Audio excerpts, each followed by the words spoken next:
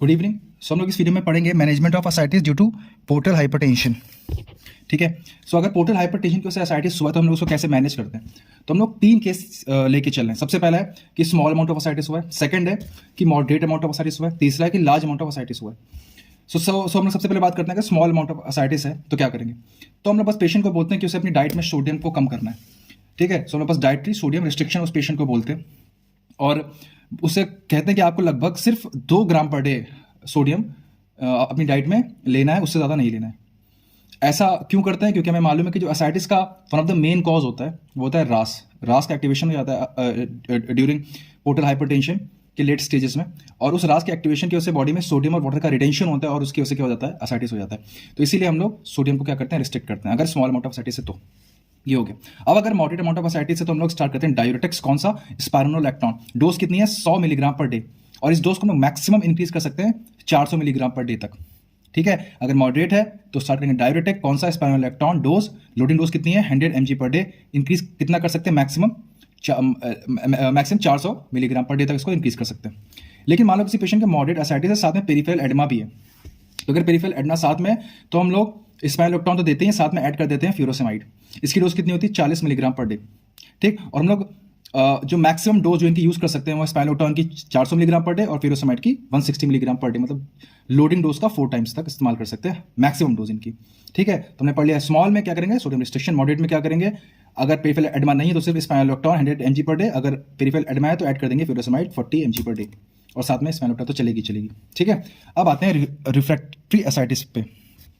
सबसे पहले देखो रिफ्रैक्टरी असाइटिस क्या होता है, हमें ये समझना है। तो जो डेफिनेशन बुकिश है, मैं पहले तो बोल रहा हूँ उसको इंग्लिश में। If a large amount of ascites is still present on diuretics, diuretics देने के बाद भी large amount of ascites present है in a patient who are compliant with a low sodium diet, मतलब ऐसे पेशेंट जिनमें लो सोडियम डाइट तो compliant है लेकिन उनमें डायूरेटिक्स का कोई फायदा नहीं है, तो हम लोग उस असाइटिस को बोलते हैं रिफ्रैक्टरी असाइटिस। इसका मतलब सोडियम रेस्ट्रिक्शन अभी वर्क कर रहा है बट डायूरेटिक्स अब काम नहीं कर रहे हैं। ठीक है। तो इसमें बाद 2 ऑप्शन होते हैं, एक होता है एलवीपी, एक होता है टिप्स। एलवीपी का मतलब होता है लार्ज वॉल्यूम पैरासिंथेसिस। इसमें हमें मालूम है कि हम लोग उसके जो पेट्रोनियल कैविटी में फ्लूइड होता है एलवीपी उसको ड्रेन कर लेते हैं। सो एलवीपी में हम लोग क्या करते हैं, लार्ज वॉल्यूम पैरासिंथेसिस, जो उसके एब्डोमिनल कैविटी, जो उसके पेट्रोनियल कैविटी में असाइटिक फ्लूइड है उसको हम लोग क्या करते हैं, ड्रेन कर लेते हैं। अच्छा, सिर्फ यही नहीं करते, अगर हम लोगों ने लार्ज वॉल्यूम पैरासिंथेसिस किया है, मतलब लगभग 5 लीटर या उससे ज़्यादा फ्लूइड को उस पेशेंट के पेट से निकाला है हमने, मतलब पेट्रोनियल कैविटी से, तो हमें उसे एल्ब्यूमिन देना पड़ता है, क्योंकि अगर हम उसे एल्ब्यूमिन नहीं देंगे तो उसके सर्कुलेटरी डिसफंक्शन हो सकते हैं। इसको हम ऐसे समझते हैं कि मान लो कोई पेशेंट था, उसका तुमने एलवीपी किया और तुमने 6 लीटर फ्लूइड निकाला, तो 5 से कितना लीटर है, क्योंकि हम लोग उसको एल्ब्यूमिन 5 लीटर फ्लूइड से जब ज़्यादा निकालते हैं तभी देते हैं, तो 5 तो हटा दो, 1 तुमने एक्स्ट्रा दिया है, तो इस 1 लीटर के लिए तुम उसको 8 ग्राम एल्ब्यूमिन दोगे। समझे कि मान लो तुमने 8 लीटर फ्लूइड निकाला है, सपोज 8 लीटर, तो 5 + 3 इसके लिए कुछ नहीं है, ये जो 3 लिया है इसके लिए 1 ग्राम के लिए हम लोग देते हैं 8 ग्राम एल्ब्यूमिन, तो 3 के लिए हम लोग देंगे 3 × 8 मतलब लगभग 24 ग्राम एल्ब्यूमिन। ऐसे अगर 10 लीटर हमने किसी का फ्लूइड निकाला है तो हम लोग 5 + 5 करेंगे और 5 के लिए 5 × 8 लगभग 40 ग्राम एल्ब्यूमिन देते हैं।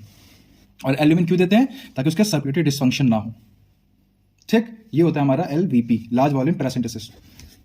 और जो एल्ब्यूमिन देते हैं वो 25% एल्ब्यूमिन होते हैं। देखो एल्ब्यूमिन के 2 सोल्यूशन आता है, एक 5% एल्ब्यूमिन, एक 25% एल्ब्यूमिन। 5% एल्ब्यूमिन हम लोग पेशेंट को तब देते हैं जनरली जब उसके डिहाइड्रेशन हो रहा हो, और 25% एल्ब्यूमिन का सोल्यूशन हम लोग तब यूज़ करते हैं जब पेशेंट के ऑन्कोटिक डिफिशियंसी हो गई हो, मतलब प्रोटीन की डिफिशियंसी हो गई है बॉडी में, तो यहाँ पर हम लोग 25% एल्ब्यूमिन यूज़ करते हैं। ये ध्यान रखना, 25% एल्ब्यूमिन। ठीक है। तो एक तो अगर बहुत ज़्यादा असाइटिस है या फिर रिफ्रैक्टरी असाइटिस है तो हम लोग के पास 2 ऑप्शन थे, एक तो एलवीपी था या फिर हम लोग कर सकते हैं टिप्स। टिप्स का फुल फॉर्म होता है ट्रांसजुगुलर इंट्राहेपेटिक पोर्टोसिस्टमिक शंट। देखो इसमें हम लोग क्या करते हैं, देखो जो लीवर होता है, लीवर उसमें पोर्टल वेन खून लाती है और जो हेपेटिक वेन होती है वो खून को वापस ले जाती है। तो इसमें पोर्टल हाइपरटेंशन का मतलब क्या है कि जो हमारी पोर्टल वेन है उसमें ज़्यादा फ्लूइड का डिपोजिशन हो रहा है, क्योंकि लीवर कॉन्स्ट्रिक्टेड है, उसमें खून जा नहीं पा रहा, तो उसमें खून खूब भर रहा है। तो हम लोग क्या करते हैं, हम लोग नेक वेन्स के थ्रू जाते हैं पोर्टल वेन में, फिर पोर्टल वेन और हिपैटिक वेन के बीच में एक शंट डाल देते हैं ताकि जो एक्स्ट्रा खून है वो हिपैटिक वेन में शिफ्ट हो जाए। तो इसे हम लोग बोलते हैं टिप्स, ट्रांसजुगुलर, क्योंकि हम लोग जुगुलर वेन के थ्रू गए, इंट्राहिपैटिक पोर्टोसिस्टमिक शंट। ठीक है।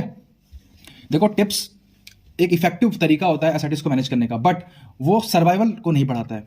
अच्छा, इसकी एक और बात लिखी हुई है हैरिसन में कि it also associated with increase frequency of hepatic encephalopathy, कि जिन पेशेंट में टिप्स किया जाता है ऐसा देखा गया है कि उनमें हेपेटिक इनकेफेलोपैथी के चांसेस इंक्रीज हो गए।